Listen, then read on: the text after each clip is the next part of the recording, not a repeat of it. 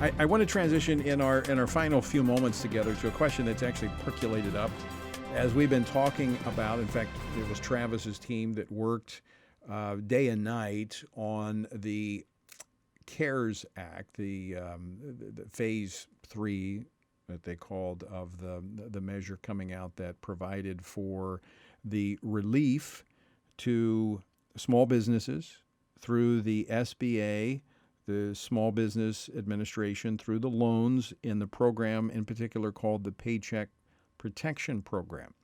Now, we worked to ensure that that was inclusive of religious organizations, including churches and nonprofits, because they were told, churches were told not to meet. We just had this conversation in the last couple of segments.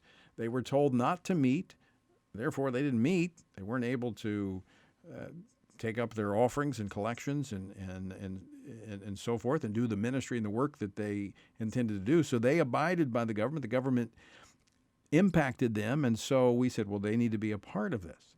Now, questions have come up. Should the church take money from the government? And I want to talk about that. Joining me now to discuss that is David Closson. He's the director of our Christian Ethics and Biblical Worldview section here at the Family Research Council. David, welcome back. Thanks for having me, Tony. All right, let's just jump right into this. We don't have a lot of time, but churches, is there a problem with churches taking this money from a theological standpoint? Let's start there. Is there a theological position, a biblical position, saying churches should not take this money? Yeah, it's a great question, one that I'm talking with a lot of pastors about. And just to be clear, congressional leaders, the Small Business Administration, even President Trump have made it very clear that churches are eligible to apply for relief. So it's not a matter of whether they're eligible and can apply for these relief funds. It's because they are. But it's a question of wisdom. Is it wise for churches to take money from the government? And really, and I've thought about this, Tony, I think that every pastor, elder board, deacon body, who's ever responsible for making decisions for a local church, they need to pray about it. They need to consider their unique situation, their unique circumstances. But I do think they should at least know what is available to them in the Paycheck Protection Program, which is responsible for allocating $349 billion. One theological question that I think is a part of this conversation is, does accepting a loan, even if it's a forgivable loan during a time of emergency, does this mean you're not trusting God? I talked to a pastor about this yesterday, and, my answer to that is I think obviously everyone needs to check their own heart. Yeah. You only know what your own motivations are, but I don't think there's anything inherently wrong about accepting money from the government in an emergency situation.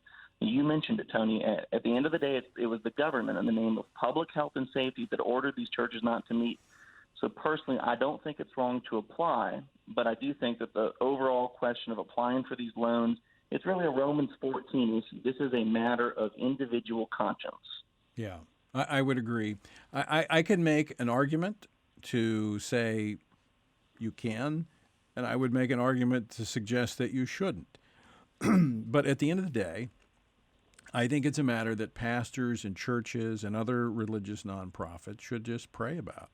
In some cases, you may be completely, feel completely free to do so. In other cases, you may not sense a freedom from the Lord to do that. And I mean, I could use biblical examples. I mean, the Old Testament, one of the first ones that comes to mind is Nehemiah. When he went back to rebuild the walls of Jerusalem, and even before him Ezra with the temple, and how that was funded by the government. So, there's certainly biblical precedents where money came from the government to advance the work of God's people. But again, I think what you said is wise. And I would encourage every pastor, every church to know, first off, it's available. In fact, you can find more information, all the information you need to find out about this. You can go to frc.org/church, and we've got the resources up there, the frequently asked questions about this program. There are no strings attached. You don't have to surrender your biblical views on issues. It is, as you said, a forgivable loan.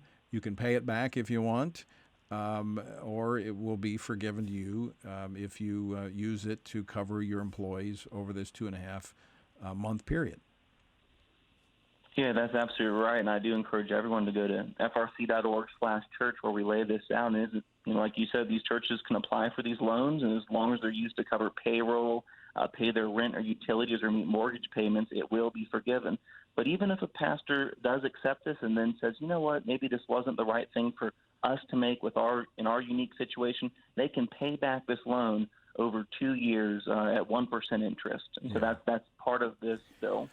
I mean, I just, the thing, you brought this up, people say, am I trusting God or trusting government? I think we do need to be careful that our trust is not in government.